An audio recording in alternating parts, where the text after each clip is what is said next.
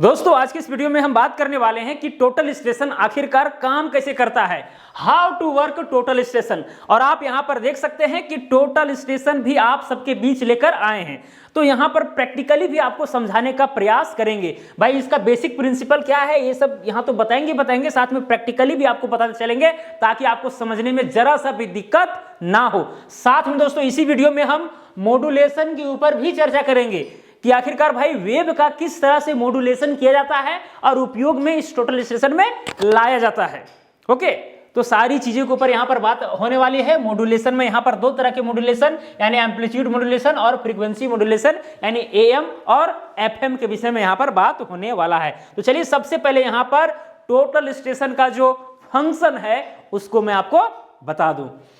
मान के चलिए दोस्तों कि ये धरातल है, सपोज कीजिए कि ये धरातल है, ठीक है, उबड़ खाबड़ हो सकता है, कहीं पर ऐसे ऊंचा भी हो सकता है, कहीं पर ऐसे नीचा भी हो सकता है, ठीक है, कुछ इस तरह से जो है यहाँ पर ये धरातल है। अब यहीं पर जो है आप सर्वे करने के लिए गए हैं टोटल स्टेशन से। अब टोटल स्टेशन से आप क्यों सर्वे कर रहे हैं भाई? क्योंकि टोटल स्टेशन से जो है एक्यूरेसी बहुत हाई मिलती है, साथ में बहुत ही जल्दी सर्वे हो जाता है। यानी जो काम आप चेन से, फीता से या प्लेन टेबल से, प्रिज्मेटिक कंपास से करेंगे 2 दिन में, वही काम आपका जो है आधा 1 घंटा में कर देगा। ओके, ज्यादा मेहनत भी नहीं करना पड़ता है, इसीलिए हम लोग टोटल स्टेशन का यूज करते हैं। देखिए इसके पहले 4-5 वीडियो जो है टोटल स्टेशन के ऊपर बनाया गया है। सारी चीजें आपको टोटल स्टेशन के विषय में बताई गई है, भाई कौन सा पार्ट का क्या काम है, क्या नाम है, ये सारी चीजें आपको जो है ओवरव्यू दिया गया है। अगर आप उन वीडियोज को देखे होंगे सही ढंग से तो फिर यहां पर समझने में जरा सा भी दिक्कत नहीं होगा। और अगर केवल इसी वीडियो को आप देख रहे हैं, पहले का वीडियो नहीं देखे हैं, तो फिर आपको ध्यान से देखना होगा और समझना होगा। लेकिन आपको इसके पहले का वीडियो तो खैर देखना ही होगा कि भाई टोटल स्टेशन है, इसका भाई कौन कौन सा पार्ट का क्या नाम है, ये सब नहीं जानिएगा तो फिर मजा नहीं आएगा पढ़ने में। सिंपल सी बात है। तो चलिए शुरू करते हैं, फिर भी आपको समझा देंगे, चिंता इसके लिए नहीं करना है। चलिए दोस्तों, अब सर्वे जो है इस फील्ड में आप करने के लिए गए हैं। आप क्या करेंगे, टोटल स्टेशन को कहीं पर सेट करेंगे। सपोज कीजिए कि आपने टोटल स्टेशन को इधर कहीं सेट किए हैं, ये ट्रिपॉइड है और ट्रिपॉइड के ऊपर जो है ये टोटल स्टेशन लगा हुआ है और यहाँ पर ये ईडीएम है, इलेक्ट्रॉनिक डिस्टेंस मीटर या मेजरमेंट का ये। ओके, चलिए टोटल स्टेशन को मैंने सेट कर दिया। अब सेट करने का इसका प्रोसेस होता है, प्रक्रिया होता है, वो मैं आपको प्रैक्टिकली बताऊंगा। अगर कहीं पर सर्वे करने के लिए जाएंगे तो वहां पर करके बताएंगे आपको। बस आप समझिए कि भाई टोटल स्टेशन को यहाँ पर सेट किया गया है, मतलब बारीकी के साथ, ठीक है, लेबल वगैरह किया गया है। एक दोस्तों रिफ्लेक्टर होता है एज द प्रिज्म। तो सपोज कीजिए कि यहीं पर कहीं जो है प्रिज्म है आपका, ठीक है, यहीं पर कहीं प्रिज्म है। ओके, या फिर ये तो बहुत सिंपल हो जाएगा, थोड़ा सा जो है यहां पर हम ये ऊंचा में लेते हैं। मान के चलिए प्रिज्म को आपने यहां पर लगाया है। ओके, कोई दिक्कत, ये प्रिज्म है। और अगर आप रियलिटी में देखेंगे तो कुछ इस तरह से जो है प्रिज्म रहता है। ये प्रिज्म का जो है यहाँ पर ये सेंटर है। ओके, इसको हम लोग रिफ्लेक्टर कहते हैं, क्योंकि यहां से जो वेव निकलेगा, यहां से टकराएगा तो वापस ये भेजने का काम करेगा। सिंपल सी बात है। ओके, अब दोस्तों होता क्या है, जब मशीन को आप सेट कर लेते हैं, ठीक है, अब आपका जो स्टाफ है रिफ्लेक्टर को यहां पर लेके गया और वर्टिकली जो है इसको खड़ा करेगा। यहां पर भी लेबलिंग सर्कुलर लेबल होता है, तो वर्टिकल खड़ा करने के लिए जो है वो मदद करता है, ठीक है, एकदम वर्टिकली ये खड़ा करेगा स्टाफ। और यहां से जो है आप ये जो ईडीएम है, इलेक्ट्रॉनिक डिस्टेंस मीटर, ये वाला, ठीक है, इससे आप लोग क्या कहते हैं, आई पीस से जो है उस रिफ्लेक्टर का जो प्रिज्म का जो सेंटर है उसको आप देखते हैं। देख करके यहां पर जो है ये वर्टिकल स्क्रू हो गया या फिर ये हॉरिजॉन्टल स्क्रू हो गया, टेंजेंट स्क्रू वगैरह से एकदम अच्छा से मिला करके फिर यहां पर जो है जैसे ही बटन प्रेस करेंगे दोस्तों तो क्या होगा, इस ईडीएम से वेव निकलेगा, इधर ऑब्जेक्ट लेंस की तरफ से वेव निकलेगा। और ये वेव कहां जाएगा, जहां पर आपने देखा है साइड करके रखा है। ओके, तो सपोज कीजिए दोस्तों ये जो वेव है वो यहां से निकला, ठीक है, कौन लाइन से, ये ब्लू से दिखाते हैं, यहां से निकला और ये रिफ्लेक्टर के सेंटर में गया। ओके, वहां गया। अब चूंकि ये प्रिज्म है वो रिफ्लेक्ट करेगा, ठीक है, तो फिर वापस भी आएगा वही है वेव। तो यहां पर दोस्तों पैरेलली जो है वापस भी, चूंकि प्रिज्म है तो आएगा वापस, तो पैरेलली आएगा। इस बात को आपको ध्यान में रखना है। शायद ये लाइन आपको सही ढंग से दिख नहीं रहा होगा, लेकिन आप समझिए कि भाई यहां से किरण गई और फिर वापस आई। ओके, इतना आप समझ गए। यहां पर ये सेंटर हम मान लेते हैं, ये सेंटर यहां पर है और ये सेंटर तो आपको यहां पर खैर दिख ही रहा है। अब दोस्तों आपको हम पहले ही बता चुके हैं कि भाई यही जो वेव जाता है और वापस आता है उसी के आधार पर डिस्टेंस जो है फाइंड आउट हो जाता है। अब बोलिएगा कैसे सर? देखिए दोस्तों, आपको पता होगा कि डिस्टेंस इज इक्वल टू होता है स्पीड इनटू टाइम। ये फॉर्मूला तो आप जानते हैं, क्योंकि स्पीड बराबर होता है डिस्टेंस अपॉन टाइम, या फिर कह लीजिए distance is equal to velocity into time. अगर वेलोसिटी के टर्म में आपको देखना है तो वेलोसिटी हो जाएगा, कि भाई स्पीड बराबर क्या चीज होता है, distance covered by that object per unit time divided by T. ठीक है, तो भाई टी इधर चला जाएगा तो डी बराबर एस इंटू टी, यानी स्पीड इंटू टाइम हो जाएगा। अब दोस्तों आपको हम इलेक्ट्रोमैग्नेटिक वेव के विषय में इसके पहले हम आपको बताए हैं कि भाई इलेक्ट्रोमैग्नेटिक वेव में जो है फ्रीक्वेंसी हम जानते हैं, वेवलेंथ जानते हैं। ठीक है, तो उससे क्या होगा कि भाई जो वेव है उसका वेलोसिटी हम लोग फाइंड आउट कर लेते हैं। अब वेलोसिटी पता रहेगा और यहां पर जो वापस गया और आया वो ट्रांजिट टाइम पता है, तो उसी के आधार पर यहां पर डिस्टेंस कवर मतलब पता हो जाता है। अब वो कैसे, देखिए यहां पर दोस्तों सपोज कीजिए कि यहां से लेकर के यहां तक का डिस्टेंस d है। कितना है? d है। तो एक बार जो है किरण यहां से यहां तक गई और फिर जो है वापस आई, तो टोटल यहां पर डिस्टेंस कितना कवर हुआ? 2d, d plus d। क्योंकि भाई यहां पर इस चीज को समझिए, ये देखिए कुछ वेव जो है इस तरह से गमन करती है, ये देखिए, और फिर जो है ऐसे करके वापस भी आई। तो अगर हम मान के चले कि यहां से यहां तक ये पॉइंट ए है और ये पॉइंट बी है, सपोज कीजिए यहां पर पॉइंट ए है और यहां पर पॉइंट बी है, तो यहां ये ए है, यहां पर बी है, फिर बी से ए आएगा। तो इसी तरह से अगर हम यही वाला चीज अगर हम आगे ऐसे करके ले जाते हैं तो कुछ इस तरह से आपको आगे मिलेगा। ठीक है, अगर ए से लेकर के बी तक का डिस्टेंस अगर डी है तो ये वाला डी, और फिर यहां से चूंकि बी से ए गया है उसी को हम खोल करके आगे किए हैं तो ये भी डी, तो हो गया कितना? 2d हो गया। सिंपल सी बात है। तो वही 2d यहां पर डिस्टेंस जो है दोस्तों कवर होता है, वही 2d डिस्टेंस यहां पर लिख करके यहां पर काम हम करने वाले हैं, ताकि आप सही ढंग से समझ पाए कि हम क्या समझाना चाह रहे हैं। देखिए दोस्तों, ये हो जाएगा 2d बराबर में डिस्टेंस हुआ, डिस्टेंस बराबर क्या होता है? Speed into time. तो क्या हो जाएगा दोस्तों? स्पीड इंटू टाइम, या फिर वेलोसिटी इंटू टाइम। यहां वेलोसिटी के टर्म से इसलिए नहीं देख रहे हैं क्योंकि भाई यहां पर किरण यहां से गई और फिर वापस आई, तो अगर वेलोसिटी के टर्म में देखेंगे तो भाई यहां पर डिस्प्लेसमेंट जीरो हो जाएगा, क्योंकि यहां से यहां गई और फिर वापस आई तो डिस्प्लेसमेंट जीरो, तो ऐसे कंडीशन वेलोसिटी जीरो।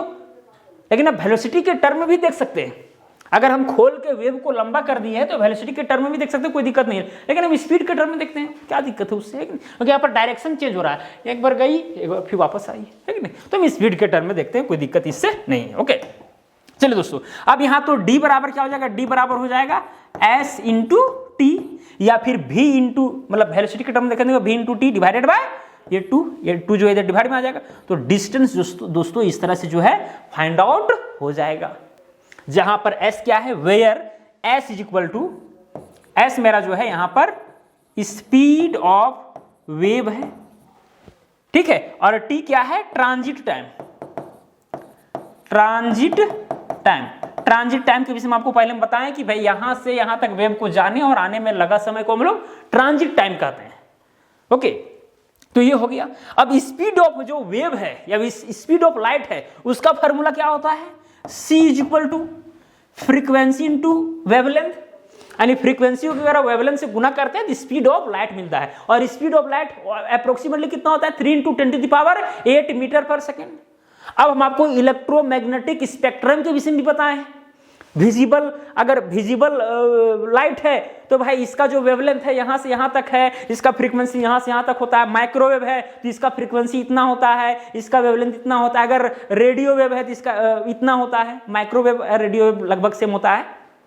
फिर आपका अल्ट्रा वायलेट रेज है या फिर इंफ्रारेड रेज है, सबका फ्रीक्वेंसी और जो है आपका वेवलेंथ अलग अलग होता है, एनर्जी अलग अलग होती है उसके हिसाब से। ओके, तो यहां पर दोस्तों अगर देखिए यहां पर जो आप डिस्टेंस जो फाइंड आउट कर रहे हैं वो दो चीज पर डिपेंड कर रहा है, एक आपका स्पीड ऑफ वेव के ऊपर और एक ट्रांजिट टाइम के ऊपर।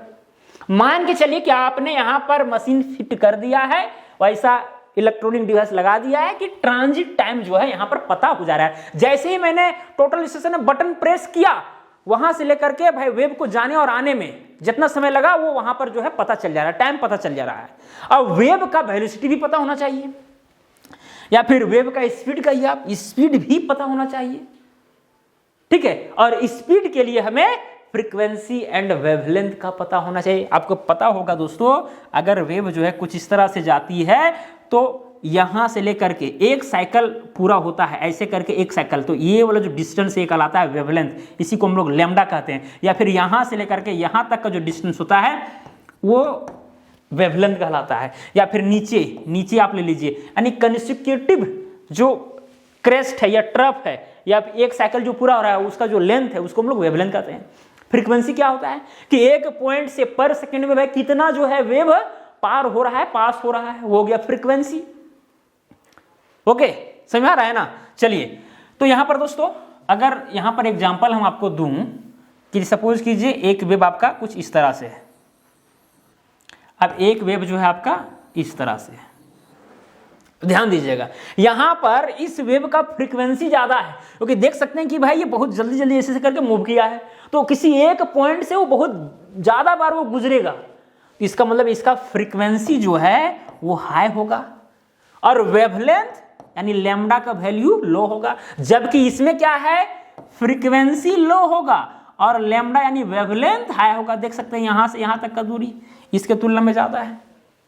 और एक बात आपको हमेशा यह ध्यान रखना है कि जिसका फ्रीक्वेंसी ज्यादा उसका एनर्जी ज्यादा, जिसका फ्रीक्वेंसी ज्यादा उसका एनर्जी ज्यादा। हालांकि थोड़ा सा टॉपिक से हम हट गए हैं क्योंकि ये चीज हम बता दे रहे हैं, क्योंकि मॉड्यूलेशन जो हम यहां पर पढ़ाने वाले हैं, मॉड्यूलेशन में ये चीज आपका काम देने वाला है, ठीक है। तो फिर कम ज्यादा एनर्जी होता है भाई, यहां से वहां कवर किया तो एनर्जी उसका लॉस हो जाएगा, तो भाई बहुत दिक्कतें होंगी। मतलब जैसे मान के चलिए कि 4G से 5G आया है, अब 5G में क्या है कि भाई टावर को जो है नजदीक लगाना पड़ रहा है, क्योंकि भाई आप ज्यादा पावर कंजप्शन कर रहे हैं, अब ज्यादा पावर चाहिए तो नजदीक में ही होना चाहिए वो चीज, मतलब ज्यादा डिस्टेंस कवर नहीं कर पाएगा वो वेव, 5G वाला वेव ज्यादा डिस्टेंस नहीं कर पाता, इसीलिए नजदीक टावर लगाने की जरूरत है इसमें, ठीक है। ये सारी चीजें हैं जो आपको यहां पर आगे बताने वाले हैं।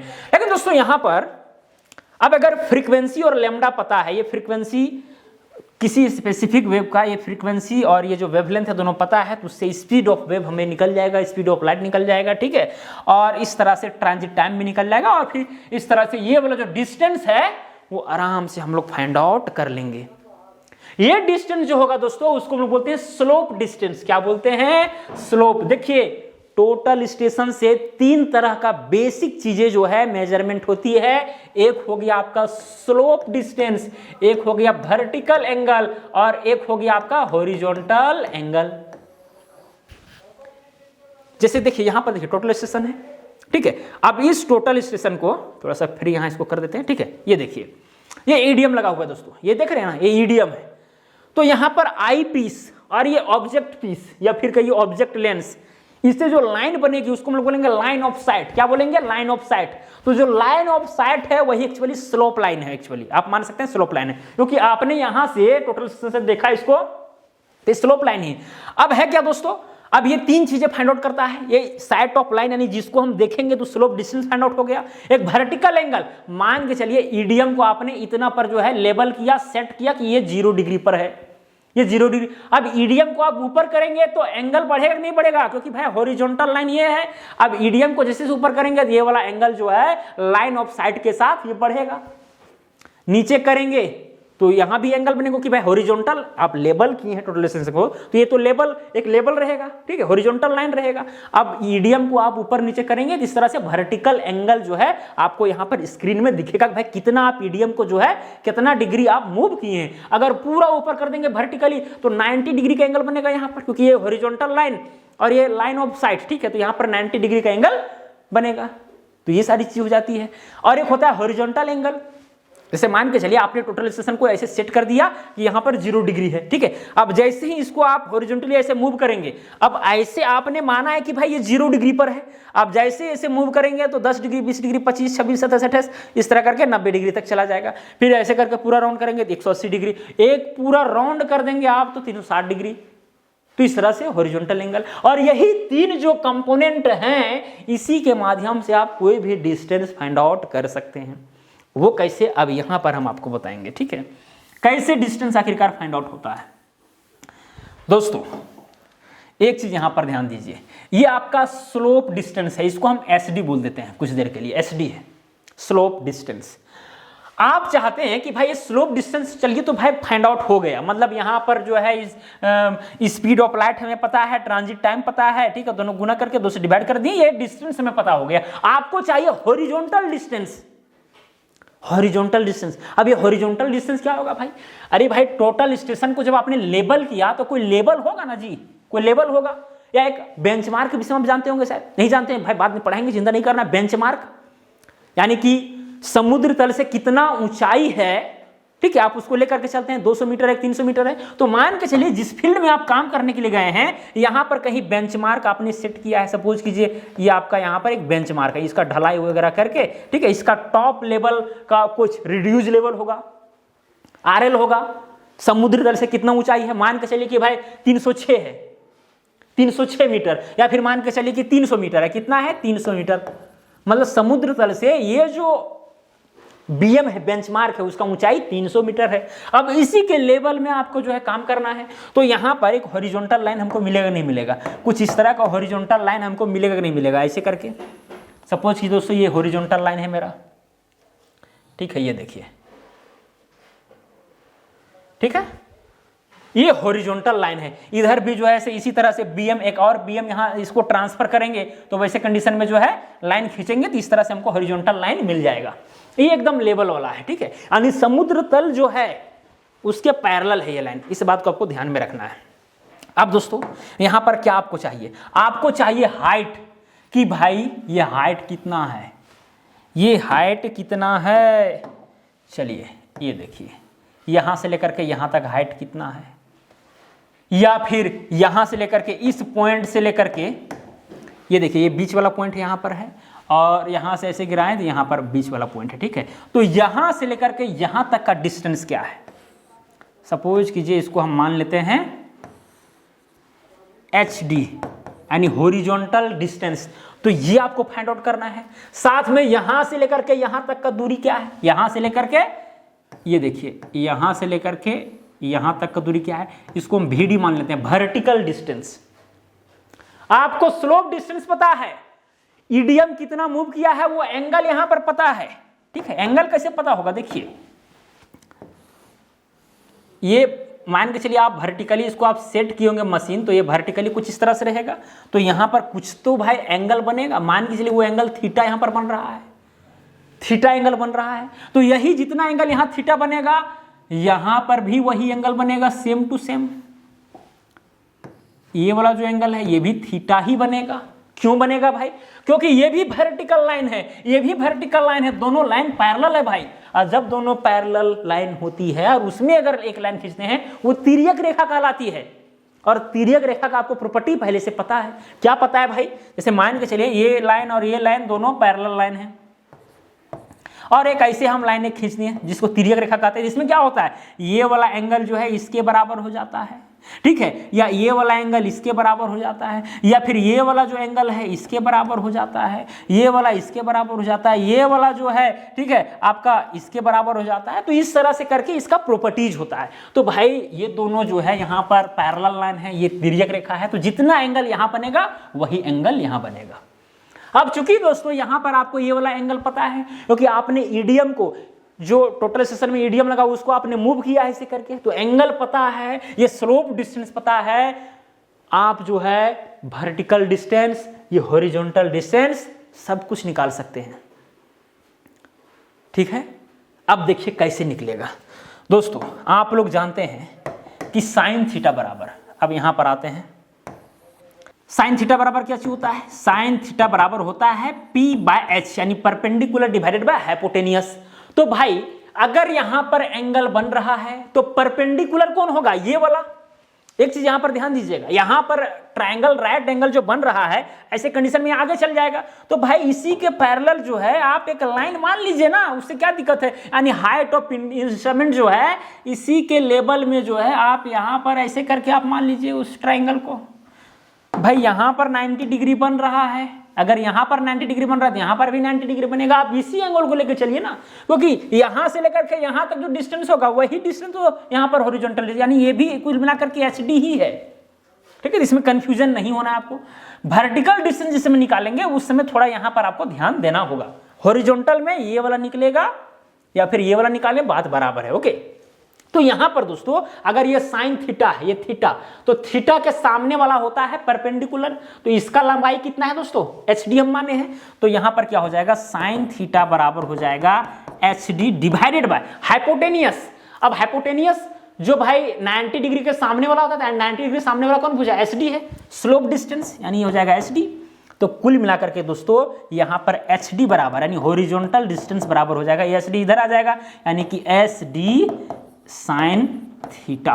तो देखिए दोस्तों, यानी कि अगर एच डी पता है, स्लोप डिस्टेंस, और ये थीटा तो भाई पता ही है, ठीक है, तो साइन का फंक्शन लग गया और हॉरिजॉन्टल डिस्टेंस ये वाला या फिर ये वाला कहिए फाइंड आउट हो गया। ठीक है, क्योंकि हम पहले बता चुके हैं कि भाई जो टोटल स्टेशन है उसमें 3 चीजें मुख्य हैं। ठीक है, slope distance, vertical angle, horizontal angle. अगर ये पता है तो उससे कुछ भी निकल सकता है, जैसे कि यहां पर हॉरिजॉन्टल डिस्टेंस निकल गया तुरंत। अब आपको निकालना है ये वर्टिकल डिस्टेंस, कि वर्टिकल डिस्टेंस कितना होगा। ठीक है, तो भाई यही वाला ट्रायंगल का बात की, जैसे यहाँ पॉइंट ए है, यहाँ पॉइंट बी है, अगर इस पॉइंट आप सी मान लेते हैं, ठीक है, तो एबीसी जो त्रिभुज यहाँ पर बन रहा है, राइट एंगल ट्रायंगल, और यहाँ पर थीटा एंगल बन रहा है, तो आप लोग जानते हैं कि भाई कॉस थीटा बराबर क्या चीज होता है, कॉस थीटा बराबर होता है बी बाय एच। तो कॉस थीटा बराबर हो जाएगा बी। अब भाई यहाँ पर थीटा बन रहा है तो बी ये वाला होगा, ये वाला, यही वाला ना बी होगा, ये पूरा नहीं होगा। ठीक है, क्योंकि पूरा होगा फिर ट्रायंगल आगे ना बढ़ जाएगा, तो हम यही वाला ट्रायंगल के आधार पर चल रहे हैं। तो ये इसको मान लीजिए आप एच, इसका ऊंचाई मान लीजिए, एच नहीं मानिए, ठीक है, ये बीसी लिख दीजिए यहाँ पर। ठीक है, ये बी जो है, बेस जो है वो BC है, तो यहाँ पर BC ही लिख देते हैं, पॉइंट B और पॉइंट C, BC हो गया, डिवाइडेड बाय H, हाइपोटेनियस, ये स्लोप डिस्टेंस है, हाइपोटेनियस स्लोप डिस्टेंस, ये लिख दिए। ठीक है, अब क्या है दोस्तों, ये BC मतलब ये वाला तो भाई हमको निकल जाएगा ना, तो BC बराबर हो जाएगा, BC बराबर हो जाएगा SD यानी slope distance, SD slope distance into में कॉस थीटा।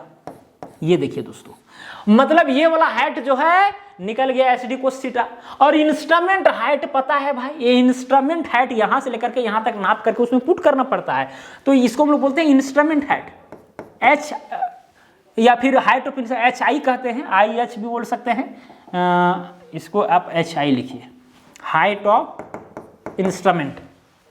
ओके, अब हमको वर्टिकल डिस्टेंस चाहिए, तो वर्टिकल डिस्टेंस बराबर ये जो हाइट ऑफ इंस्ट्रूमेंट है यहां से लेकर के यहां तक का ऊंचाई प्लस में ये वाला ऊंचाई BC, यानी कि वर्टिकल डिस्टेंस बराबर हो जाएगा BC प्लस में वो हाइट ऑफ इंस्ट्रूमेंट, कहां गया भाई, C प्लस में HI।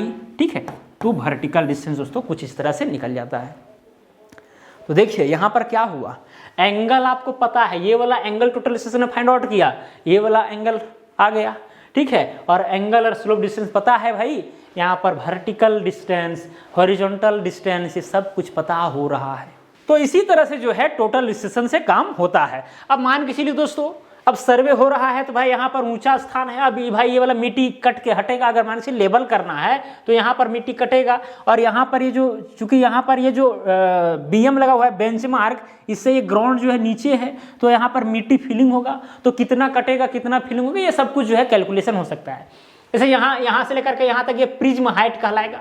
जैसे वर्टिकल डिस्टेंस आपको पता है, ये वाला वर्टिकल डिस्टेंस, ठीक है, और ये प्रिज्म हाइट है। अब प्रिज्म के हाइट को हम माइनस कर देंगे तो कितना यहाँ पर ऊंचाई है, ठीक है, कितना मिट्टी कटेगा यहाँ पर, वो कैलकुलेट हो जाएगा। ठीक है, अब फिर एक बार और प्रिज्म को हम यहाँ ले जाएंगे, इसी तरह से वर्टिकल डिस्टेंस निकलेगा। ठीक है, वर्टिकल डिस्टेंस में से जो है प्रिज्म का हाइट, सब देखिए यहाँ जो टोटल स्टेशन है सब कुछ इसमें सेट है। अब जितना यहाँ पर हम आपको बता रहे हैं ना, ये करना आपको नहीं है, यहीं पर सारा ऑप्शन रहेगा। आपको वर्टिकल डिस्टेंस चाहिए, क्लिक कीजिए, वर्टिकल डिस्टेंस मिल जाएगा, हॉरिजॉन्टल डिस्टेंस चाहिए वो मिल जाएगा, सब कुछ इसमें सेट है। आपको इतना करना नहीं है, लेकिन हाँ समझना तो है कि भाई कैसे काम करता है ये, है कि नहीं।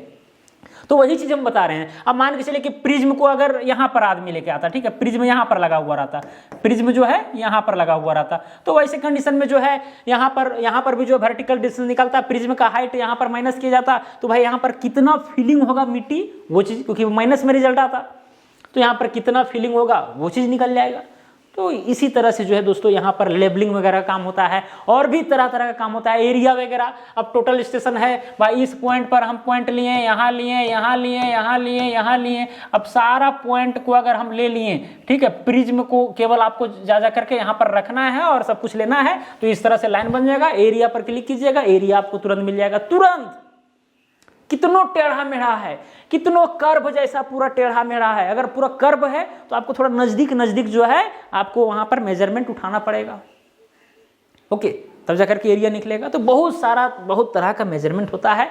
यहां पर मैंने आपको बेसिक जो इसका प्रिंसिपल होता है, फंक्शन होता है, वो मैंने समझाने का प्रयास किया, और मुझे उम्मीद है कि आप अच्छा ढंग से समझ गए होंगे। अगर इस तरह से समझाने के बावजूद भी अगर आप नहीं समझे हैं तो कहीं ना कहीं आपका बेसिक कमजोर है और आपको बेसिक चीजों पर ध्यान देने की जरूरत है, ओके। चलिए दोस्तों, अब हम बात करते हैं मॉड्यूलेशन के ऊपर, क्योंकि भाई यहां पर जो वेव जा रहा है उसका स्पीड हमें पता होना चाहिए, ट्रांजिट टाइम तो पता हो ही जाएगा, तो स्पीड स्पेसिफिक प्रकार का जो है हमें वेव चाहिए, क्योंकि हर वेव का अलग अलग फीचर होता है। जिसका एनर्जी ज्यादा होगा भाई पता चलेगा यहां से उतना दूर गया 2-3 किलोमीटर तक, वहीं फॉल कर गया, हमको 5 किलोमीटर तक का रेंज का लेना है, तो उसके लिए जो है अलग हमको चाहिए वेव, ठीक है, तब जाकर के वो काम हो पाएगा। तो उन सारी चीजों को देखते हुए जो है टोटल स्टेशन तैयार किया जाता है, ठीक है, कुछ स्पेसिफिक प्रकार का जो है यहाँ पर वेव का प्रयोग किया जाता है।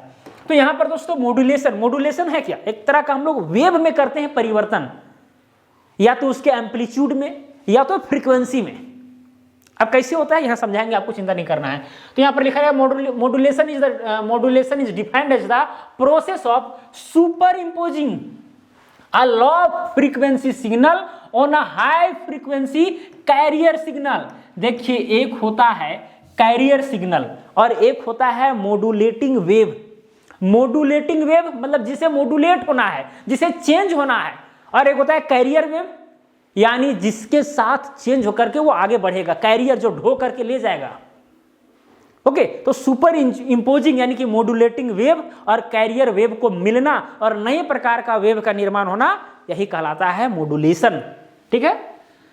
हालांकि ये सब नहीं भी जानेंगे तो भी आप जो है काम कर सकते हैं, ऐसा बात नहीं है, लेकिन अगर जानेंगे तो फीलिंग आएगा कि हाँ भाई चलो ठीक है, इस तरह से जो है टोटल स्टेशन बनता है। और जब आप टोटल स्टेशन वगैरह खरीदेंगे तो फिर इन बातों पर आप ध्यान देंगे, ओके। चलिए, modulation changes the carrier waves properties. अब भाई दो चीजें मिलेंगी तो स्वाभाविक है कि प्रॉपर्टी में चेंज होगा, सिंपल सा बात है। अब भाई चीनी और नमक को एक ही मिला दीजिएगा तो स्वाद तो चेंज होगा ना, उसी तरह से यहां पर है। सच है जिसका एम्पलीट्यूड में चेंजिंग हो सकता है कैरियर वेव का, फ्रीक्वेंसी में चेंज हो सकता है, फेज में, पल्स सीक्वेंस, ईटीसी, ये सब चेंज हो सकता है। फॉर एग्जांपल एम्पलीट्यूड मॉड्यूलेशन यानी एएम, जैसे आप लोग रेडियो में देखे होंगे एएम लिखा रहता है, एफएम लिखा रहता है, तो एएम क्या है, एम्पलीट्यूड मॉड्यूलेशन है। और एम्पलीट्यूड मॉड्यूलेशन क्या है, जैसे मान के चलिए कि वेव जो है प्रोपोगेट इधर कर रहा है, इधर जा रहा है, ठीक है, अब कुछ इस तरह से जो है वेव रहता है। तो ये हो गया, ये ऊपर वाला हाइट और नीचे वाला हाइट, इन दोनों के बीच का जो डिस्टेंस है वो कहलाता है एम्पलीट्यूड, ठीक है, यानी कितना का फासला यहां पर बन रहा है, ये क्या है, एम्पलीट्यूड है। तो अगर इसमें हम बदलाव करते हैं, मॉड्यूलेट करते हैं, तो वो कहलाता है एएम, एम्पलीट्यूड मॉड्यूलेशन। एक होता है एफएम, फ्रीक्वेंसी मॉड्यूलेशन, जैसे एफएम 102.1 मेगाहर्ट्ज पर सुनते होंगे, एफएम 105.3, 97.4 मेगाहर्ट्ज, तो फ्रीक्वेंसी का मॉड्यूलेशन हुआ है। मतलब कोई वेव था, साउंड वेव था, उसका जो है क्या किया गया, फ्रीक्वेंसी में, यानी एक पॉइंट से कितना बार वेव पास करेगा उसमें जाकर के चेंजिंग किया गया, उसको हम बोलते हैं एफएम, फ्रीक्वेंसी मॉड्यूलेशन। अभी बताएंगे, चिंता नहीं करना, ठीक है। Amplitude modulation am changes the height of the carrier wave, carrier wave का हाइट चेंज कर देता है, ठीक है। फिर है क्या चीज, EDM uses the method of modulating the carrier wave. यहां पर दो तरह का जो है ईडीएम प्रयोग करता है मॉड्यूलेशन का, एक है यहां पर एम्पलीट्यूड मॉड्यूलेशन यानी कि एएम, और एक है फ्रीक्वेंसी मॉड्यूलेशन यानी कि एफएम, ओके। चलिए अब आगे देखते हैं कि भाई एम्पलीट्यूड मॉड्यूलेशन क्या है। The carrier wave has constant frequency, इसमें फ्रीक्वेंसी जो है कांस्टेंट होता है, ठीक है। एंड द मॉड्यूलेटिंग वेव यानी जिसे मॉड्यूलेट होना है, या फिर the measuring wave information is conveyed by the amplitude of the carrier wave. मान के चलिए दोस्तों, यहां पर समझिएगा पहला एग्जांपल, जिसको मॉड्यूलेशन, ये एम्पलीट्यूड मॉड्यूलेशन का बात कर रहे हैं। मान चलिए ये वेव है, ठीक है, कुछ इस तरह से जो है जा रहा है। अब इसको हमको मॉड्यूलेट करना है, ये हो गया मॉड्यूलेटिंग वेव, ठीक है, मॉड्यूलेटिंग वेव। एक वेव और है, ठीक है, कुछ इस तरह से है, इस तरह से है, और ये हायर फ्रीक्वेंसी वाला है, इसको हम लोग बोलेंगे कैरियर वेव। अब ये दोनों जो है यहां पर मॉड्यूलेट होंगे, सुपर इंपोज करेंगे, मिलेंगे, तो मिल करके जो है एक नया वेव का निर्माण होगा, कुछ इस तरह से।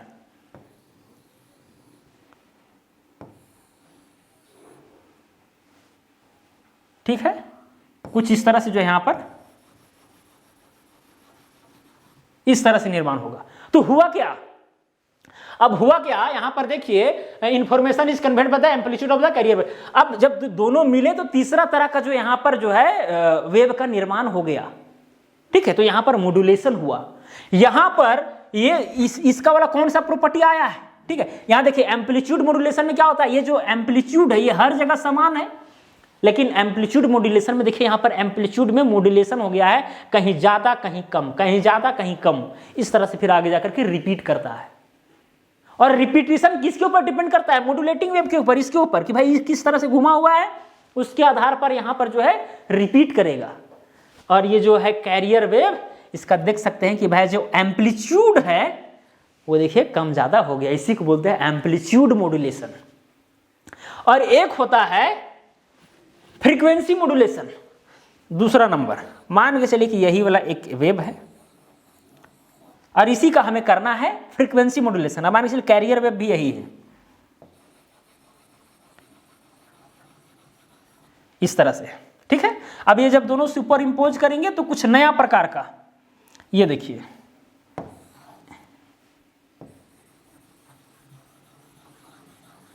इस तरह से बनेगा।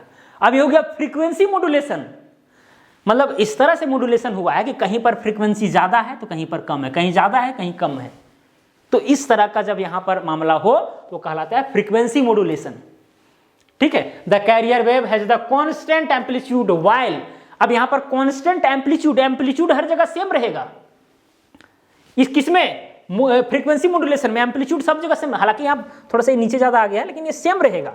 लेकिन क्या होगा, व्हाइल जबकि its frequency varies in proportion to the amplitude microwave medium, amplitude of the modulating wave. लेकिन ये जो फ्रीक्वेंसी है, जैसे यहां ज्यादा है यहां कम है, ये चेंज करेगा किसके आधार पर, ये मॉड्यूलेटिंग वेव के आधार पर, क्योंकि दोनों मिल रहे हैं, इसका भी प्रॉपर्टी तो उसमें जाएगा, ठीक है। Frequency modulation is used in all microwave idiom, यानी फ्रीक्वेंसी मॉड्यूलेशन जो है जितना भी माइक्रोवेव ईडियम है, इलेक्ट्रॉनिक डिस्टेंस मीटर है, सब में यूज होता है, ठीक है। While amplitude modulation is done in visible light instrument, अगर विजिबल लाइट इंस्ट्रूमेंट है तो उसमें एएम यानी एम्पलीट्यूड मॉड्यूलेशन का प्रयोग किया जाता है, जबकि माइक्रोवेव अगर इंस्ट्रूमेंट है तो उसमें एम्पलीट्यूड मॉड्यूलेशन होगा। And infrared instrument using higher carrier frequencies, अगर इंफ्रारेड इंस्ट्रूमेंट है भाई तो हायर कैरियर फ्रीक्वेंसीज वाला वेव यूज होगा, जिसका फ्रीक्वेंसी बहुत हाई होगा, बहुत हाई। और बहुत हाई है तो एनर्जी भी बहुत हाई होगा, लेकिन एनर्जी अगर बहुत ज्यादा है तो डिस्टेंस ज्यादा कवर नहीं कर पाएगा, ज्यादा दूरी तक उसका रेंज नहीं होगा। वो चीज खैर हम लोग बाद में देखेंगे, चिंता आपको नहीं करना है कि भाई कौन सा ईडियम का रेंज लगभग कितना होता है, माइक्रोवेव के आधार पर जो बना है, जो विजिबल लाइट के आधार पर बना है, भाई किसका रेंज क्या होगा नहीं होगा, इसे हम लोग बाद में देखेंगे, ठीक है दोस्तों। तो यहां पर जो मैंने आपको बताया वेव का जो है मॉड्यूलेशन होता है, तो यही मॉड्यूलेट करके स्पेसिफिक प्रकार का वेव जो है बनाया जाता है, लेजर बीम बनाया जाता है, और उसके आधार पर जो है स्पीड वगैरह पता होता है, ट्रांजिट टाइम तो पता हो ही जाएगा, और फिर डिस्टेंस वगैरह फाइंड आउट हो जाता है, ठीक है दोस्तों। तो मुझे उम्मीद है कि आप इन सारी चीज़ों को सही ढंग से समझे होंगे। अगर अभी भी समझ में नहीं आया है तो कृपया करके एक बार वीडियो फिर से देख लीजिए, समझ में निश्चित रूप से आएगा, कोई बड़ा चीज़ नहीं है। और इसके पहले जितना भी टोटल स्टेशन का वीडियो बनाया गया है सबको आपको देखना है, ताकि आप बारीकी से हर चीज़ों को समझ पाएँ, ठीक है। तो ये सारी चीज़ें हैं। तो चलिए दोस्तों, आज के लिए इतना ही। अब मिलेंगे अगला वीडियो में। जय हिंद, वंदे मातरम।